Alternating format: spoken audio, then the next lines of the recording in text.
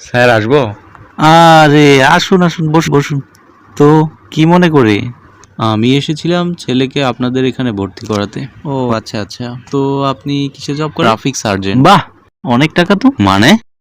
না মানে আমাদের এই স্কুলে টাকা পয়সার হিসাবটা খুব ভালোভাবে শেখানো হয়, এটাই বলছিলাম আর কি। দেখুন, সত্যিকার অর্থে পড়াশোনা হয়, আমি আসলে এরকম একটা স্কুল খুঁজছিলাম। ও, পেয়েছেন কোথাও? আমি আপনাদের স্কুলের কথা বলছি। ও আচ্ছা আচ্ছা, হ্যাঁ হ্যাঁ হ্যাঁ। তো এখানে পড়াশোনা কেমন হয়?